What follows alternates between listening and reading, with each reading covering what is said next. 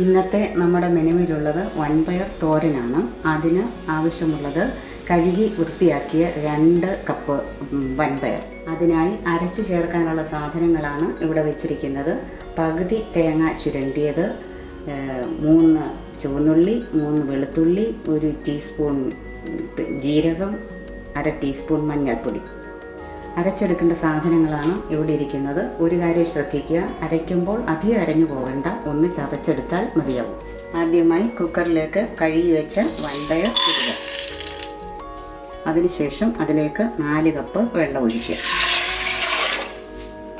അതിനുശേഷം കുക്കർ അടച്ചു വെച്ച് വെയിറ്റ് വെച്ച് 5 വിസിൽ കേൾക്കുന്നത് വരെ വേവിക്കുക.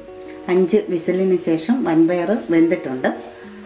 നേരത്തെ എടുത്തു വെച്ച തേങ്ങയോടൊപ്പം ജീരകം, വെളുത്തുള്ളി, ചുവന്നുള്ളി ഇതെല്ലാം കൂടി അരച്ചെടുത്ത് അല്പം വെള്ളവും ചേർത്തതാണ് ഇവിടെ ഇരിക്കുന്നത്.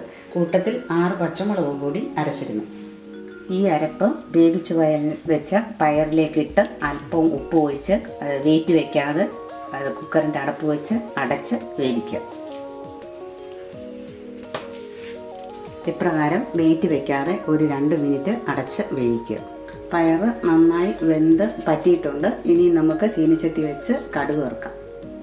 ചീനിച്ചട്ടി അടുപ്പിൽ വെച്ച് ചൂടായതിന് ശേഷം 2 സ്പൂൺ കോക്കനട്ട് ഓയിൽ ഒഴിക്കുക. എണ്ണ ചൂടായിട്ടുണ്ട്. അതിലേക്ക് 1 ടീസ്പൂൺ കടുകിട്ടു. അതിനുശേഷം ചുവന്ന മുളക് 2ആയി മുറിച്ചത് അതിലേക്കിടുന്നു. അതിനുശേഷം കറിവേപ്പില ഇടുന്നു.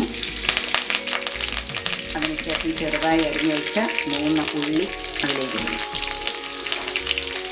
ഉള്ളിയൊക്കെ നന്നായി മൂത്തിട്ടുണ്ട്. അതിലേക്ക് നമുക്ക് വേവിച്ച് വെച്ചിരിക്കുന്ന പയർ ഇടാം.